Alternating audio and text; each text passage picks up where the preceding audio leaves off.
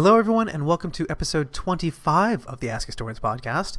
We are now a quarter of a century into our century of podcast, if podcasts were measured in temporal units, which they are not. So welcome to episode 25. It has no particular relevance.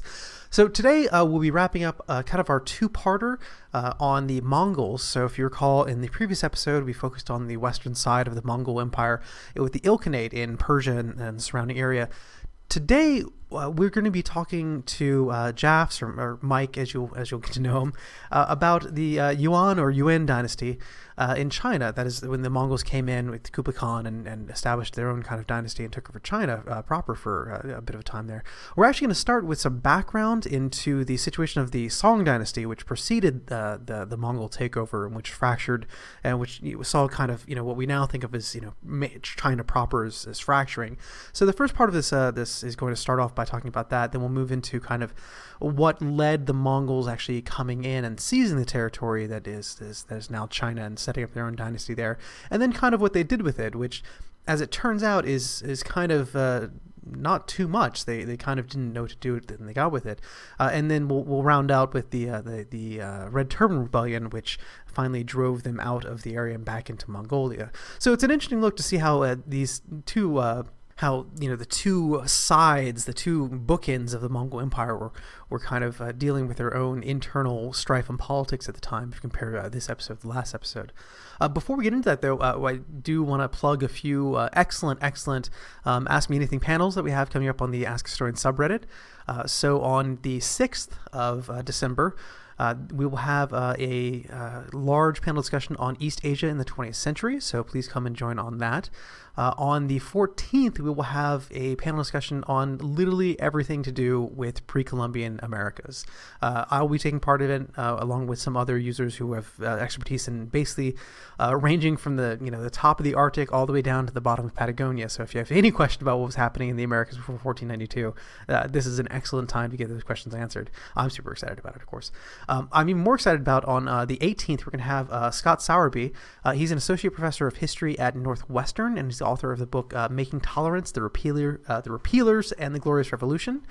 He will be coming to talk to us about the history of basketball in the United States. No, he won't be talking about it. He'll be talking about the Glorious Revolution in England, which for, I assume, most of the questions that American listeners have will be, what is that?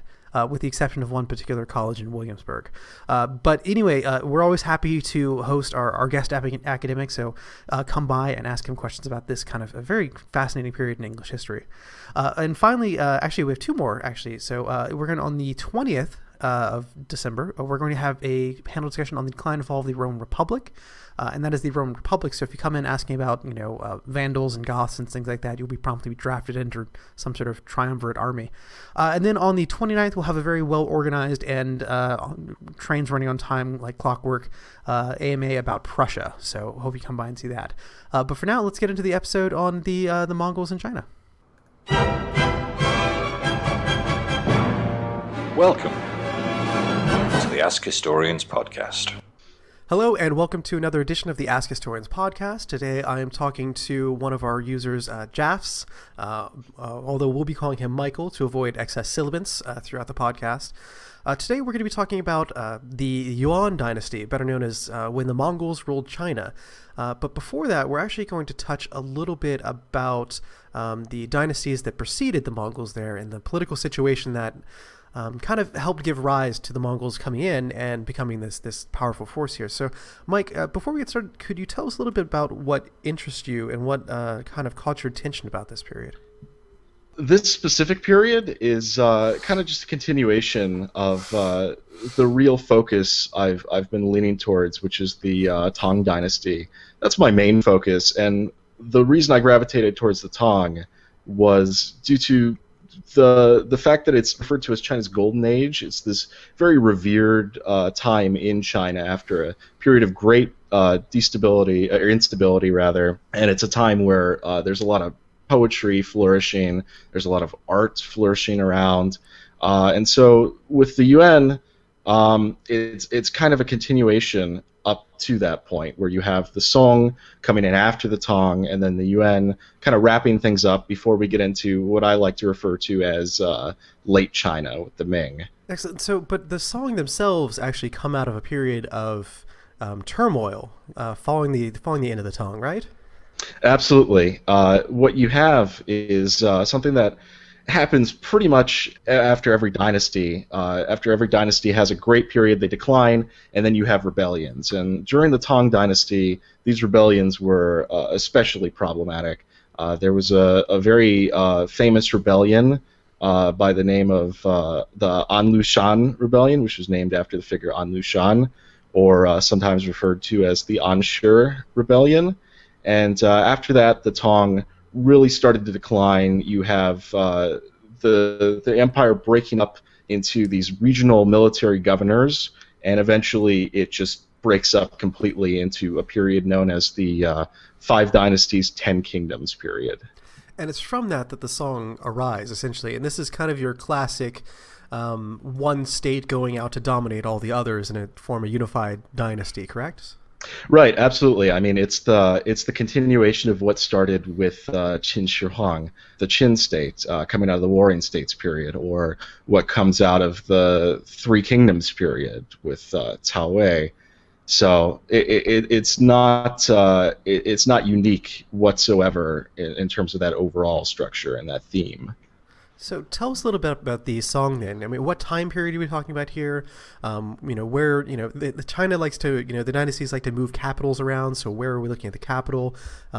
Were they really significantly different from, previous Chinese dynasties? Or are we really looking at a continuation of kind of overall Chinese culture with them? The Song are around, they start around the 900s until the 11 and 1200s, or 1100s we can call the southern or the northern Song rather, and then you get into the 1200s with the southern Song. They are a kind of continuation where you have that kind of what's referred to as a celestial kingdom, where you have the emperor claiming to be the son of heaven, mandate of heaven, all that good stuff. What happens in terms of the Song that's different than the Tang is that, especially militarily, it's organized very differently. Like I said, when the Tong broke apart, it was into these regional military governors that they had placed along the border regions, and it was a key aspect in their defense against what we'd call the barbarians and the nomad tribes that had afflicted them, and other northern Turkic tribes besides them. So in the Song, they kind of took a lesson from the Tong's demise, and they really centralized rather the military, and they brought them in under very strict imperial guidelines. It was much more controlled than it was under the Tong. So you mentioned northern barbarians. But of course, at this time, we also had kind of, I think we could say, barbarian dynasties up north, or we wouldn't, of course, call them barbarian dynasties, but we had dynasties that were essentially non-ethnically Chinese, but kind of following a Chinese pattern up north. And so, could you tell us a little bit about the relationship between the Song and these other groups as well? Oh, what ends up happening is at the end of the Five Kingdoms, or the Five Dynasties, 10 Kingdoms period, you have the Song trying really doing the unifying, but you have what's referred to as the Liao Dynasty in the north, and it's it's around the Beijing area. If you're thinking about that region, it's a little bit more north than that. Kind of Manchuria area. Yeah, it's the Khitans. They're referred to as the Khitan. They're Turkic people, and they created this Liao Dynasty, and they claimed the mandate of heaven, as opposed to the Song's claim of the mandate of heaven.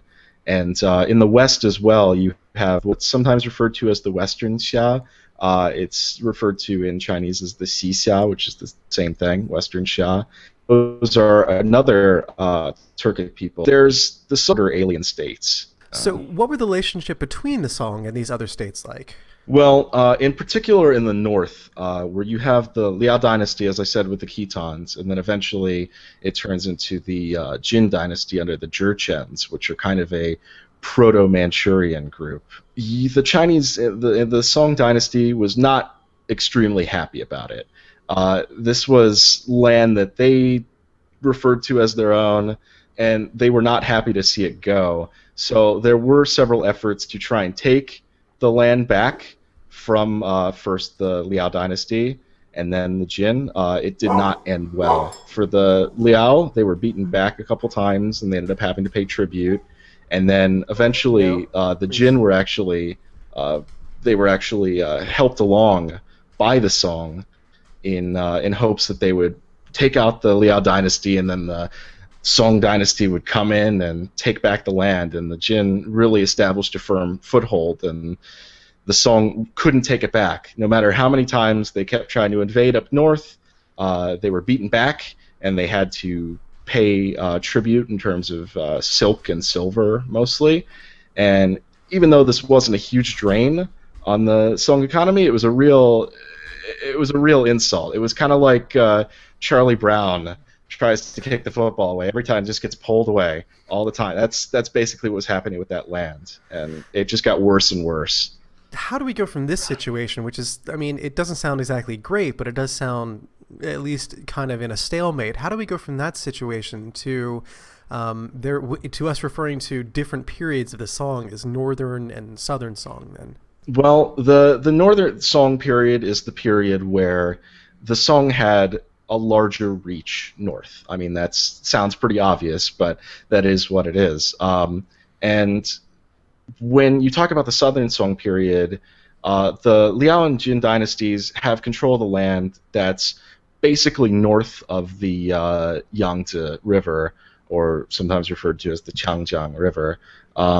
And really more accurately, there's a river called the Huai River, and that's where they're based out of. It's this plain valley. It's very, very fertile, and it was a real boon to the Liao and Jin dynasties, and it was something that they weren't used to in their steppe nomad lives.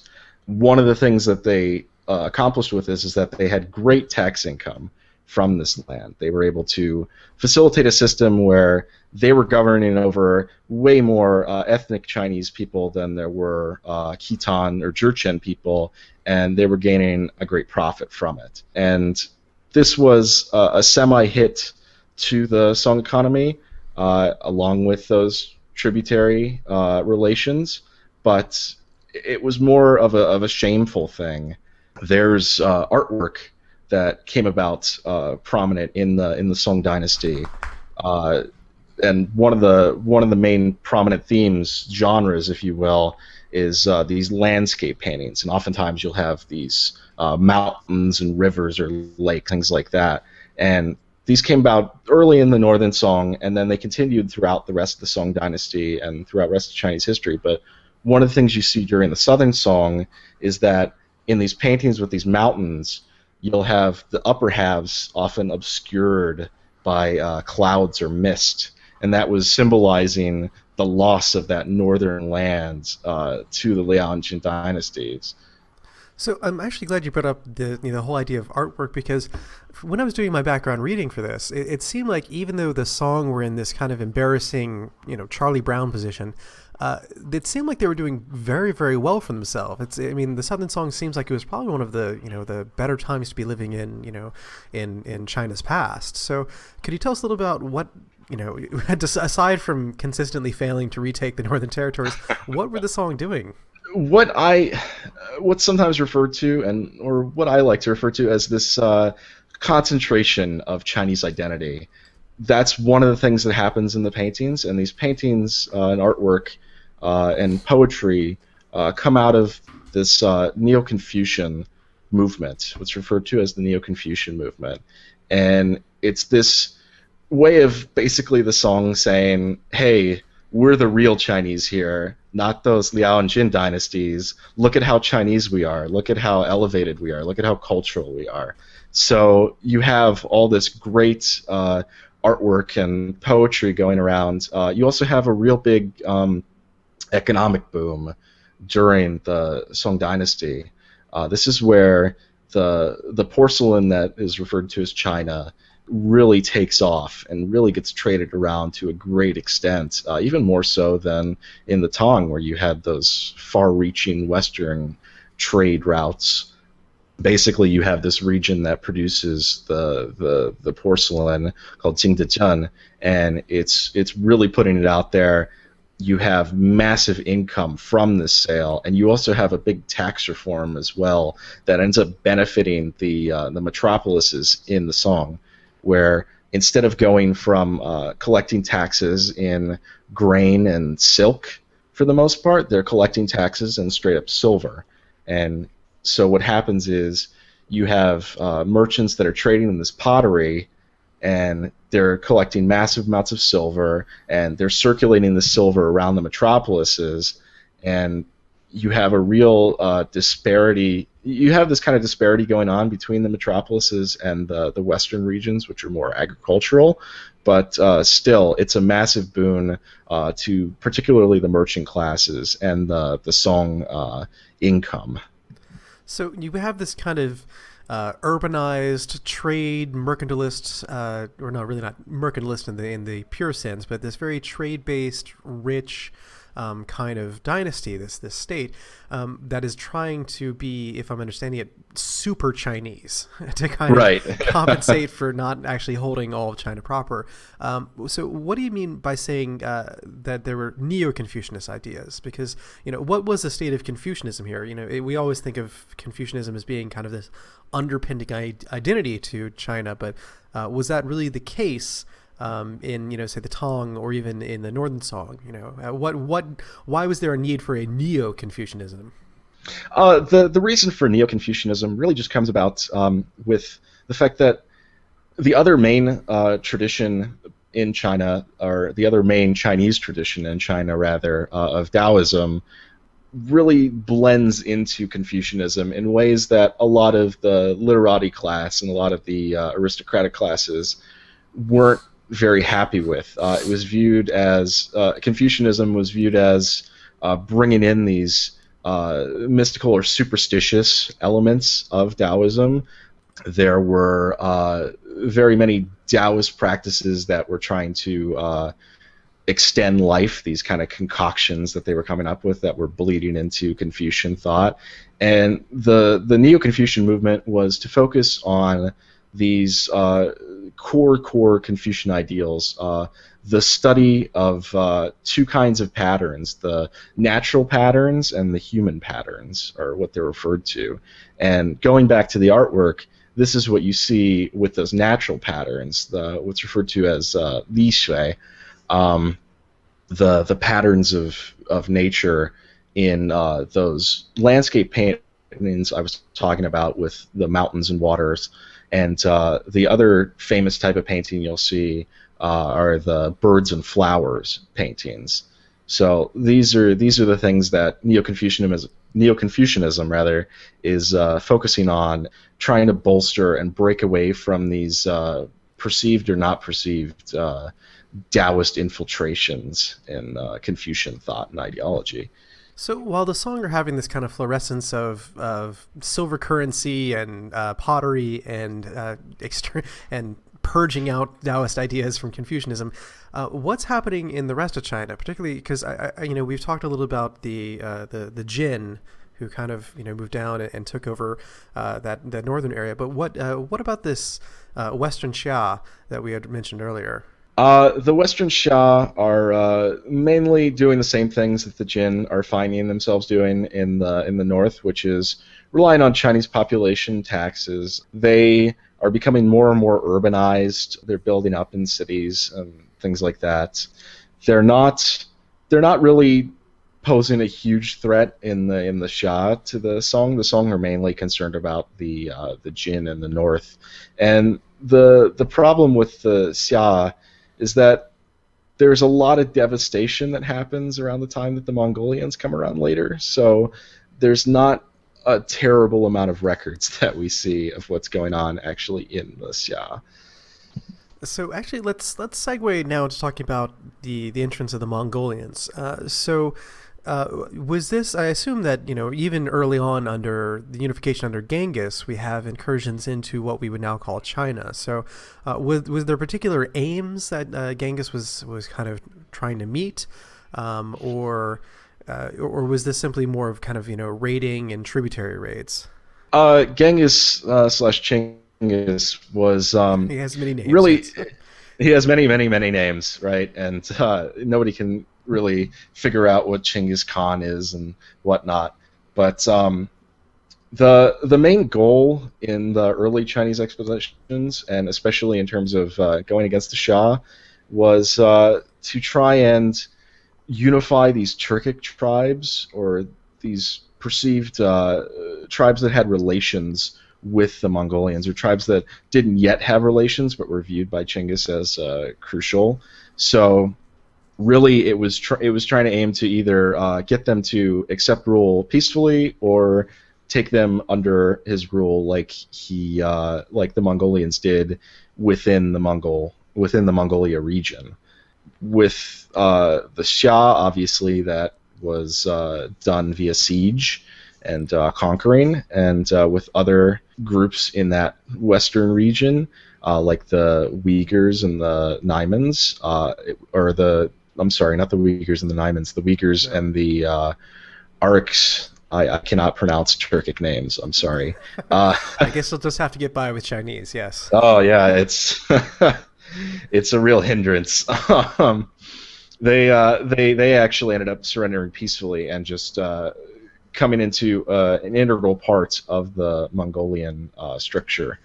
So you had actually mentioned with the Xia sieges, and I don't imagine that most people, when they think of the Mongols, particularly in the early part of their kind of expansion, think of sieges. So did the Mongols have any particular experience with this, or did they rely on other kind of people within, or other Sinicized Turkic groups to help them out, or even ethnic Han Chinese as well?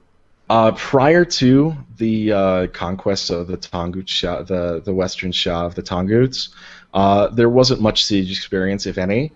So what ends up happening during that conquest is you have some real bad efforts, or some mixed efforts in the beginning. For example, the capital of the Western Shah, Yinchan, came under siege.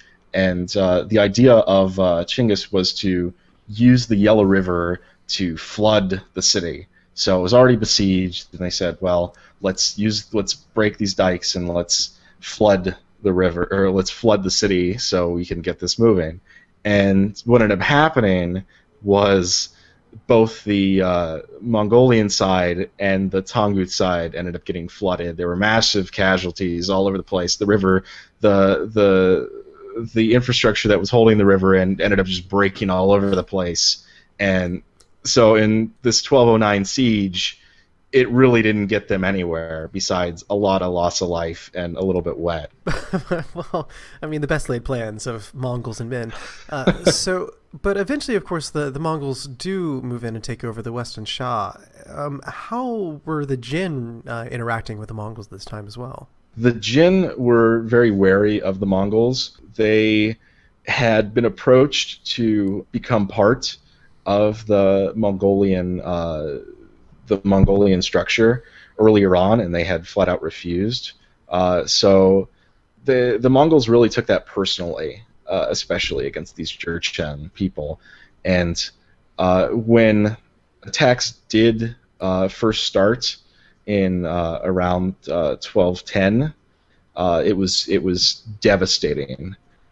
They're being hit from all three sides at first, and all the Mongolians are doing is they're coming in and they're maybe hitting some cities and towns and just taking stuff and raising stuff and then leaving in the first hit. In the second hit, they go around and they're basically raising countryside and things like that. And then they go back in 1213, and the Jin actually end up offering tribute to the Mongols to try and ease this, and they figure that if the Mongols attack again, they're not ready for that. They had concurred very heavy losses in those first two attacks, even though it wasn't even focused on their cities. So they were very wary of this. and ended up actually coming to an agreement at first to give tribute to the Mongols. And so, what were the Song doing during this time? Were they attempting to take back Were they trying to finally kick that football? Oh, it's funny that you mentioned that. So, like I said, after that 1213 attack, 1212, 1213, and the Mongols moved out, and the Jin started giving tribute. The Song figured that they didn't really need to give tribute to the Jin anymore, as the Jin were really getting hammered, and what's the use? They're going to be dead anyways.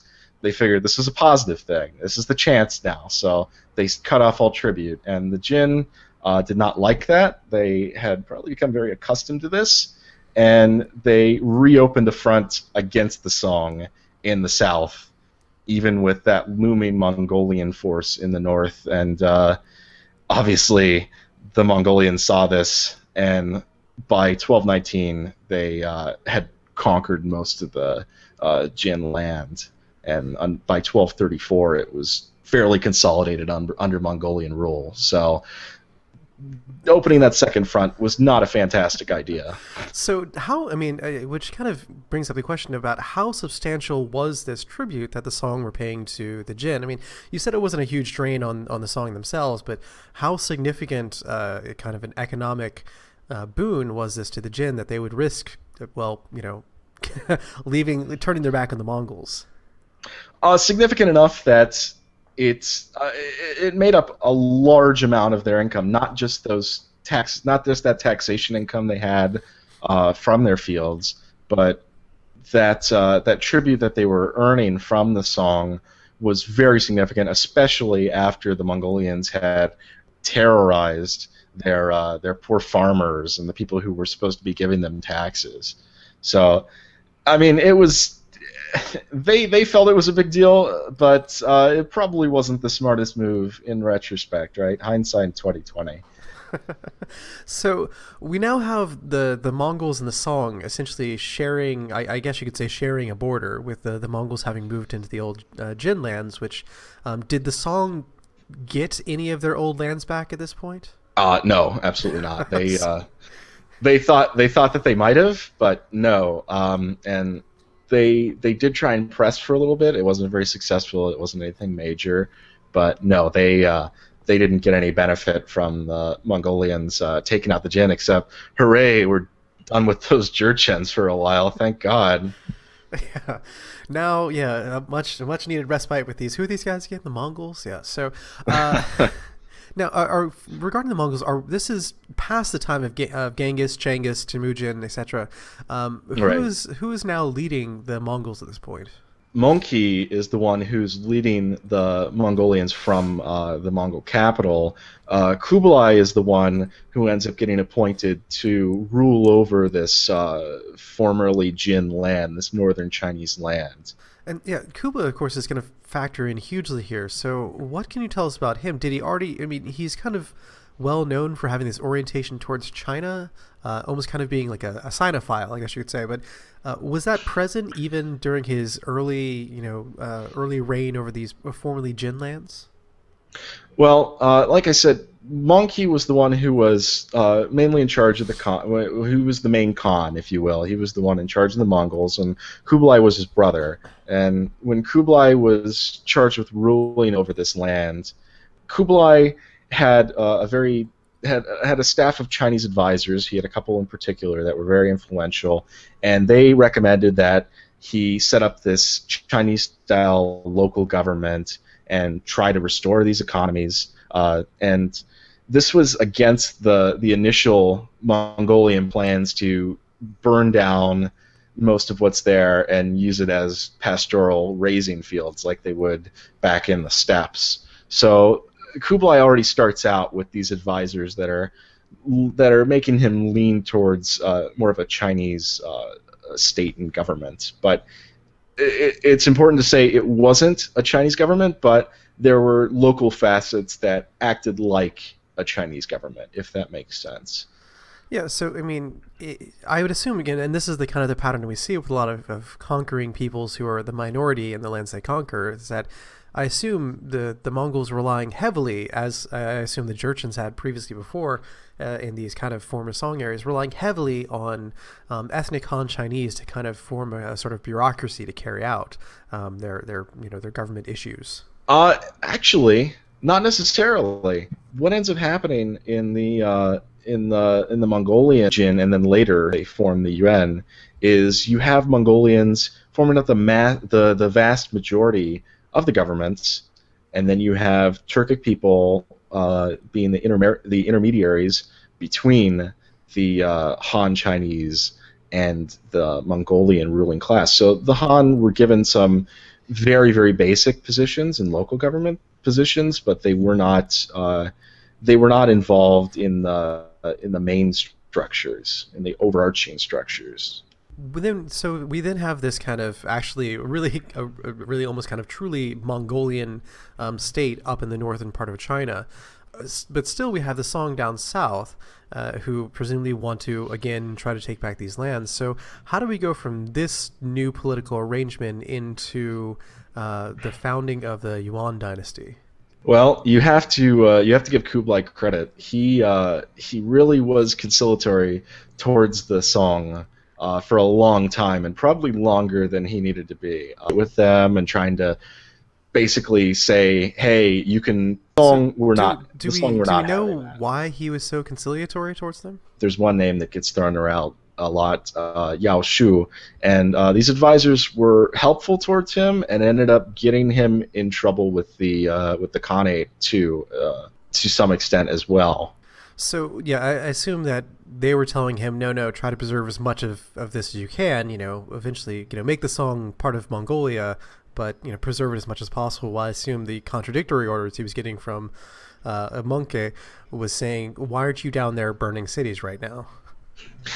And one of the real things that Yao Shu in particular was advising Kublai to do, and was build up his own government in the Qin that would rival the court of the Mongols. And he had been building this up, and then eventually somebody got suspicious, and there was an investigation launched, and it really tarnished his reputation at first, until his Chinese advisors, and Yao Shu again in particular, said, well, go over to the Mongolian capital, go to the court, and go beg for your brother's mercy. And his brother Mongki was very happy with this, and he said, well, now you can help plan and execute this conquering of the Song. We're finally going to do this. And so did the Mongols actually eventually invade the Song under Mongki? Yes, it was. Kublai was the major driver of it. Mongki was the overseer of it, if you will. You have around the late 1250s, I think it's 1257-ish, the assaults on the Song start in Sichuan province, which is on the kind of western edge of the Song territory. And this is the first real problem for the Mongolians in terms of this climate, because they're used to these northern arid climates. It's very temperate in the areas that the Liao Jin had, but in Sichuan and throughout the rest of the Song, it's pretty much tropical. It's very heavily jungle. This is where you get those stereotypical images of rice paddies and monsoon weather and whatnot. And there's tons and tons of rivers that run around these things. So this is where they end up starting, on that western edge, and then they eventually kind of conform around the Song like they did with the Jin, where they're attacking from the west, the north, and the south, until Mongki's death in 1259, which halts it for a little bit. Yeah, tell us about what happened with the death of Mongki, and how that provided a respite to the Song, and also how that affected Kublai's status within the Mongolian Empire. During that, after the death of Mongki, it's kind of the beginnings of the fracturing of Mongolian identity. You have Kublai is vying for power. He eventually ends up asserting his power, and ends up really becoming the overseer of this Chinese region proper. He's the one. He says this is going to be my focus. Whereas it had been considered a minor part of the Mongolian Empire in the whole. There was a lot more focus on the Middle East and that area around, and the area a little more west of this. Kublai made China his kind of pet project, if you will, and after Mongke's death and after Kublai consolidates his own power, he resumes pressing into the Song in the 1260s and 1270s. And presumably has a little bit more success than they had previously had. Yeah, it was still slow going. One of the things that they ended up doing was the Mongolians and Kublai had to really make up kind of a naval policy, because you have these massive battles occurring along the rivers, like I was talking about, are very, very famous in this region. The Yangtze River stretches very long. It's a very, very big river, and then you have tons of these offshoots of it. The main core of Song China was in Hubei and Hunan province, literally north of the river and south of the river, and these have lakes and rivers all over, and these massive naval battles happening in them. So it's a bit of a problem at first for the Mongolians to develop this naval tradition, develop some kind of naval presence that they can actually fight these battles. And then you also get the problems with the climate, where there's disease and problems with mobilization and everything that you can think of. But of course they overcome these problems. So do we have a particular turning point or notable point in their invasion where we say, okay, this is where it all starts going downhill for the Song? It's around the mid 1270s. This is after Kublai has already established the name, the Yuan Dynasty, the Da Yuan, in the early 1270s, and in the mid 1270s. The young Song emperor, he dies, and there's his mother's a regent, and Song power really dramatically decreases. And there's a lot of defectors towards the Mongolian side as they're moving in and causing this great devastation. There's really no chance for the Song by 1279. It's all broken down. There's no more real Song government to speak of. Everything's run by the regent council and these the eunuch court and things like that. And the Yuan dynasty just swallows it up. So actually, can we go back to the establishment of the Yuan dynasty, or Kublai proclaiming himself as the first of that dynasty? Was this an aim to legitimize his rule over China, or was it something that he was personally interested in? Tell us a little bit about the motivations behind that. Mostly, it was a bid to legitimize his rule, because, like I said, even in the Liao and Qin dynasties, they had called themselves formally a dynasty. It was at least some sort of reference point for the majority of people for the Han that they were controlling. This was something that was highly advised by Kublai or by Kublai's advisors. And Kublai had some interest in this as well. And in fact, when he establishes the Yuan dynasty, he establishes Chinggis Khan as the first emperor of the Yuan dynasty well past his death. So he's already working in this legacy and this legitimizing of the Yuan dynasty by claiming this, and it turns out to be pretty important as they swallow more ethnic Chinese land. So Kublai, by way of the Yuan dynasty, is now firmly in control of what we would now consider, China proper. What were his plans for this? Really, his plans were to try and create something of a facsimile of a Chinese dynasty and rule over this and have this legacy of the Yuan. That's reflected in the name. The Yuan has a meaning in Chinese of long or vast or great, and that was his intention, to form this empire, this dynasty that would be considered long-lasting and would be revered throughout the ages, etc., etc. So does he establish any, notable like building projects, which are of course, a key indicator of reforming or looking or in a ruler looking towards his, his legacy, or do we have significant reforms, or is he more of content to just kind of get things back to the status quo? Well, the one major work that Kublai does is he changes the capital to what's around. It's pretty much modern Beijing.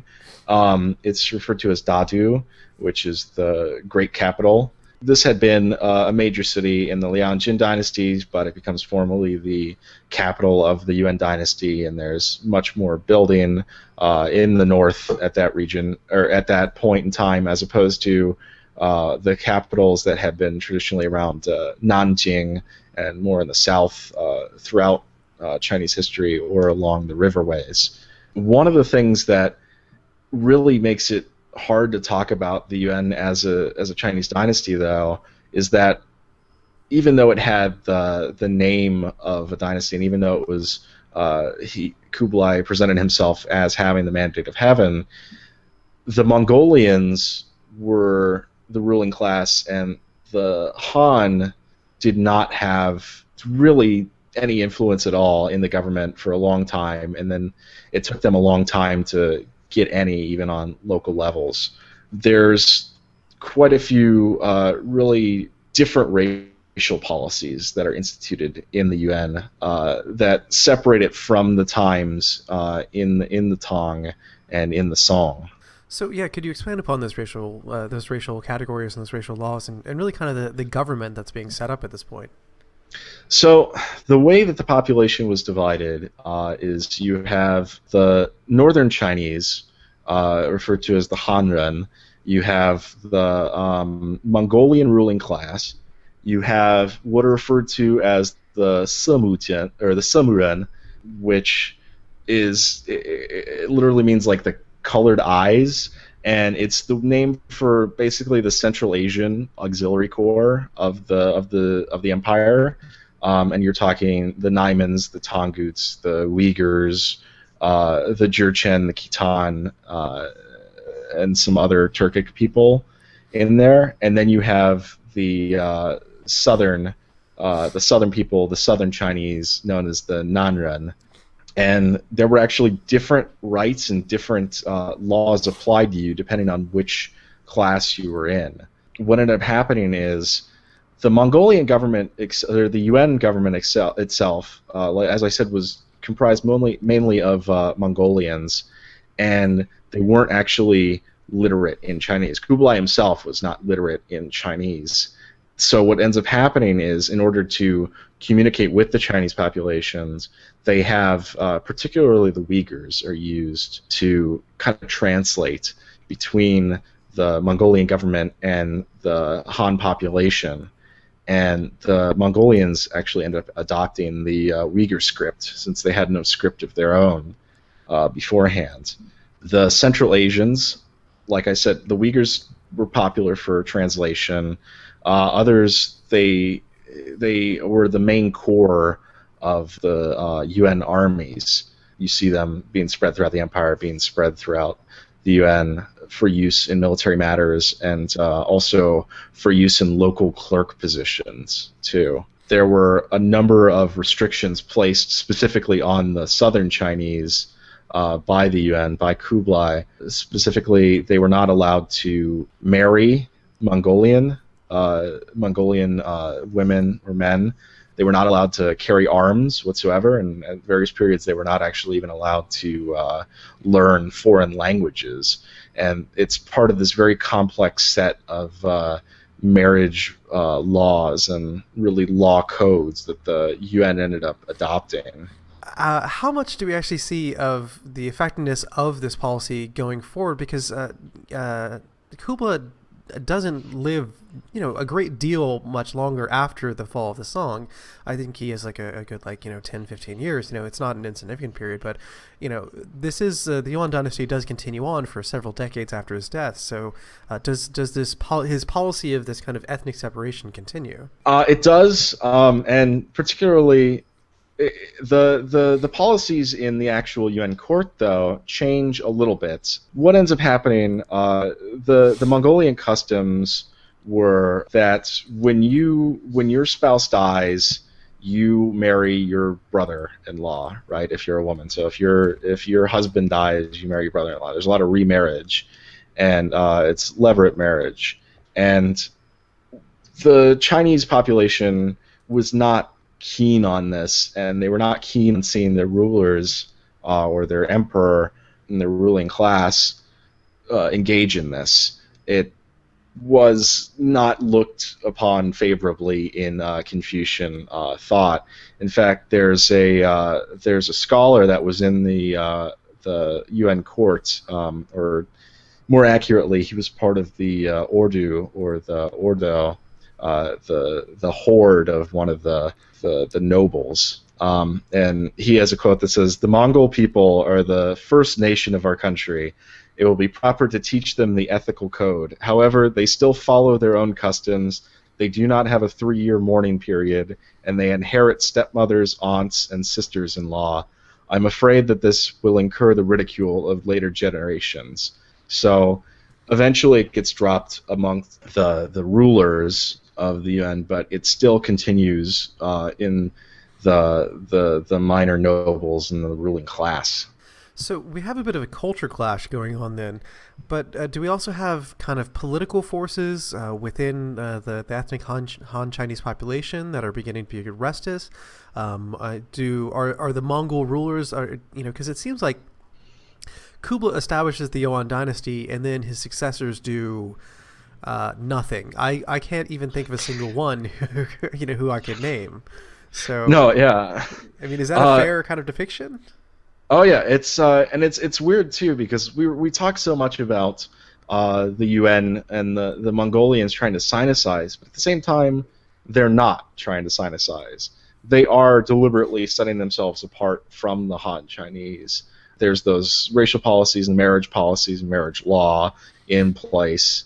So the Yuan had the two-capital system, which is not uncommon, but the thing that was weird about them, or the thing that set them apart from previous examples, is that they actually used both capitals half and half. So there was the capital Dadu in China, and then there was the capital in Mongolia, and the ruler Kublai and others would actually go back to Mongolia, and they'd live in like tents and things like that in these courtyards, and they'd really emphasize their Mongolian, and then they'd come back and they'd rule in China. And there was a clear separation, and especially among what are referred to as the literati. They're the Shi class, and also they're called the Zunzi, who are like the gentlemen. They're the people who were kind of dependent on the imperial examinations, and the Yuan got rid of the imperial examinations. So these people who, even taking the imperial examination, you didn't even have to pass the imperial examination. You could fail it, but you would still have a very high esteem for just taking it.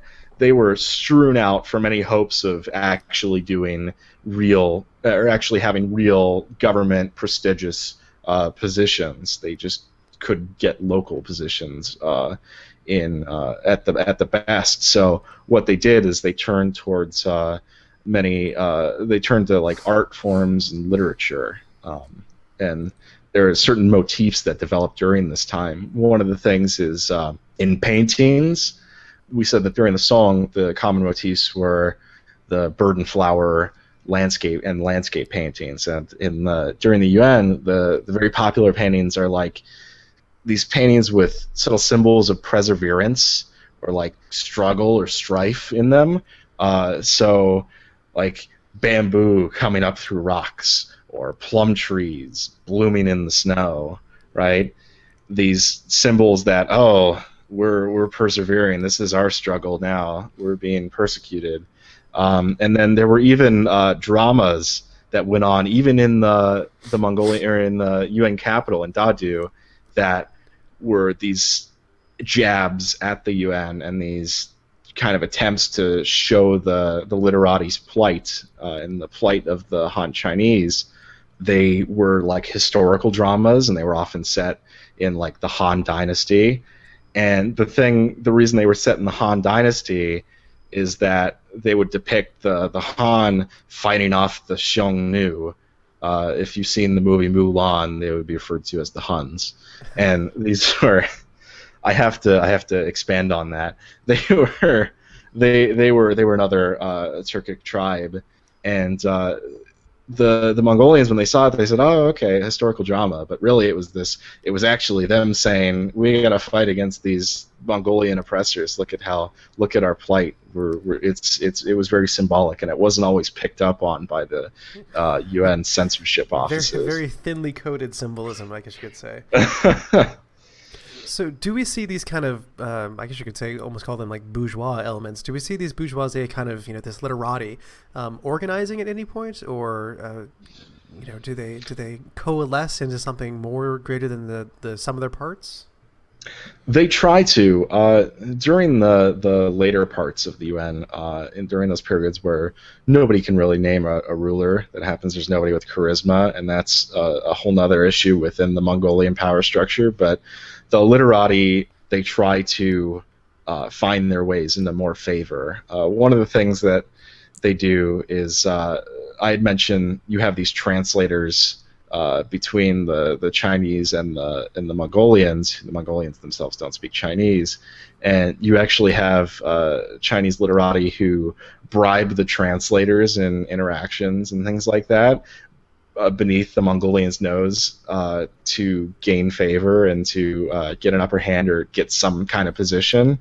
And in 1313, they eventually get the imperial exams reinstated, which this had been around 40 years since the last imperial exams. So they had a little bit of progress, but their ultimate fate for the literati was they ended up kind of pledging allegiance to small Mongol lords and nobility, and they had factional conflict even within themselves. So they had these cliques loyal to several Mongol leaders, and they were fighting against themselves. There wasn't any real great strides that they were able to take, unfortunately for them. To go back to what you said about the Mongol system itself producing rulers who have zero charisma and are basically unnotable, because it really does seem bizarre to me, the fact that this great dynasty gets set up and then nothing. It seems like everyone knows the dynasty's there, but what was it about the Mongol system that kind of failed to produce subsequent Kublais? This is something that comes back to Chinggis, where Chinggis was very he advocated the policy of the wheat doesn't get to rise above the chaff, right? So if you see anybody that's really standing out, you need to bring them down a peg. Everybody needs to team up against them. They need to agree and say, hey, we got to stop this. This can't happen. So Kublai was able to fight against that and really stand out. But what happens with his heirs and the subsequent rulers of the UN is they're kind of forced to be neutral. And they have, like I said, that thing where they can't become fully Sinicized. They're trying to cling on to their Mongolian identity while also ruling over Chinese people and having some sort of Sinicization, but they're also trying to not stand out amongst themselves. So it doesn't make for very charismatic leaders. And so does this eventually come to kind of, to put it in proper academic terms, bite them in the ass? Because later on, of course, we see the rise of an actual kind of organized rebellion, the Red Turban Rebellion. Do we have effective rulership? I mean, first of all, why did that come about? And do we have effective Mongol rulership that can effectively counter it? The Red Turban Rebellion comes about from there's various reasons for it. One of the reasons is many people, especially in the literati and in local, and not even just in the literati, just even the common people, were tired of dealing with local clerks who were Central Asians and not Chinese. They didn't have any say in their local government, really. I mean, that's what they were used to. The other big reason is another reason that's very popular amongst rebellions in Chinese history is the Yuan Dynasty was viewed as having lost the mandate of heaven by way of having all these natural disasters from the 1340s onward happening. There's tons of floods and famines and droughts, and it's not a very pretty situation. And there's a lot of inaction by way of the Mongol rulers. They don't really take any steps to rebuild or build up infrastructure or buildings or things like that, and they don't really take any charismatic action. So they're viewed as having lost the mandate of heaven, and you have, like you said, this what's referred to as the Red Turban Rebellion springing up against them, and ultimately resulting in their downfall. Yeah, could you talk a little bit about how the Red Turban Rebellion worked and why it was effective in bringing down the Mongols? And it seems like this is also the Yuan Dynasty kind of falls in a very kind of stepwise fashion. At first, it falls out of favor, and then it's driven from China, and then kind of lives kind of like a half-life up in the northern area. The Red Turban Rebellion actually it starts, or it's fueled on by peasants, and in particular a person of peasant class named Yuan Dynasty, who in the 1350s really started this thing, and they were just trying to eke out. They were trying to fight against any Mongolian influence, any kind of Mongolian structure that was left, and most of the Mongolians ended up fleeing. Some of the Mongolians ended up staying. There had actually been a mass, or not, I don't know if calling it a mass exodus would be the correct term, but there was quite a significant amount of Mongolians who had left in the early stages of the Yuan Dynasty, who had actually just gone back to Mongolia. And so these Mongolian rulers, they saw their dynasty falling, and they just went back. There was something to actually go back to, so they got up and left, and there were some that stayed in the south, and there was a pocket that stayed in the north for a little bit, but was eventually driven out. So do we have kind of a clear delineation of when the Yuan Dynasty kind of officially ends, and then whoever takes over takes over? That would be in the late 1300s is when that figure that I mentioned, Yuan Dynasty, that man of peasant origin, actually ends up starting the Ming Dynasty proper, and reunifying China under, this time, a Chinese government, an ethnic Chinese government, rather. From then on, the Ming Dynasty rules for quite a few years. So what exactly is the legacy of the Yuan Dynasty in China, and also kind of on the larger stage of Mongolian and world history?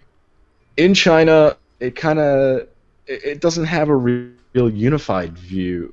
Chinese history doesn't have a real unified view on it. There are some camps that argue that it was just a legitimate Chinese dynasty, and there are some that say it was a foreign invasion that was completely illegitimate. It really caused problems with Chinese view of foreigners in, or at least Turkic foreigners in government, and it's one of the things that the Manchus learned, and one of the things that you can contrast the Manchu invasions from the Mongolian invasions with is the Manchus never attempted to retain Manchu identity really in the same way that the Mongolians did. They really tried to fully Sinicize, and that's kind of the legacy that they leave behind. And then you see, of course, that big old, what's that thing called in the north? The big long thing with lots of stones. Some sort of wall, I believe, correct? I don't know. I mean, Great Wall, maybe. That is really more of just a show of power in the Ming, and cutting off from these threats that they had before, and having major garrisons to not have some kind of situation like that happen again. Unfortunately for the Ming, it kind of happens even with that later on, but that's another story. Well, Mike, thank you for talking with us today about the Yuan, the Song, even a little bit the Ming and the Tong. Do you have any kind of final thoughts that you'd like to share with us? I think that the Yuan is a very interesting part in Chinese history. It's something that I would definitely recommend if you like the very kind of brief outline that I gave here, and it is very, very, very brief and very sparse. I would recommend you check out. And if you enjoy Chinese history in general, check out more too. There's definitely context for everything that we talked about here and beyond that in the grand scheme of Chinese history. And to go into that would be a monumental task. So if you are interested in it, there's definitely more to be had. Well, thank you very much. We'll see you in the discussion post. All right, thank you very much. It's been a pleasure. And I hope it was a pleasure for you. If you have any questions about anything that we talked about here, or kind of, the Mongols in China in general, feel free to ask those in the discussion post. That'll be up on the Ask Historians subreddit. We usually stick it for the Friday, so if you go in there, it'll be the top post. So like Mike said, this was a very broad overview of some very complicated topics, but again, it was nice to kind of bookend the Mongols in the West and the Mongols in the East. Maybe eventually we'll talk about the Mongols in the middle. But actually, coming up in the next episode, we're going to continue our East Asia theme, I guess you could say. We'll be talking with fan favorite Asia expert about basically the political history of South Korea, paying particular attention to the student protests that brought down many a government, and kind of looking at the way that how modern Korea as we know it today was shaped by this kind of tumultuous and somewhat underplayed, at least, or somewhat underknown, I guess you could say, if that's a word, kind of very autocratic political history, including some kind of an interesting tangent as well about the role that South Korean involvement in the Vietnam War, which even fewer people know about, played a large role in kind of shaping that society and shaping the government and their economy. So I hope you come around and stop by and listen into that episode in 2 weeks. We're not taking a holiday break. But again, before I go, I want to plug the Ask Historians subreddit. We have some AMAs coming up on 12/6. We'll have East Asia in the early 20th century, so that'll be very appropriate to the episode coming out in 2 weeks. On the 14th, we're going to have everything pre-Columbian in the Americas. On the 18th, we have visiting academic Scott Sowerby on the Glorious Revolution in England. On the 20th, the decline and fall of the Roman Republic. And on the 25th, we have Prussia AMA. So hope you'll come by, ask questions in the discussion post, and give kudos or anything else you want to say to us at that point. Just be nice, please. We're people too. And if you do like it, if you do like the podcast, please do rate and review us on iTunes. That, again, does some sort of black magic, which makes us more popular, and then you have more people to talk about when you want to, discuss, Song Dynasty and Yuan Dynasty painting styles. So, again, thank you all for listening, and we'll see you in 2 weeks.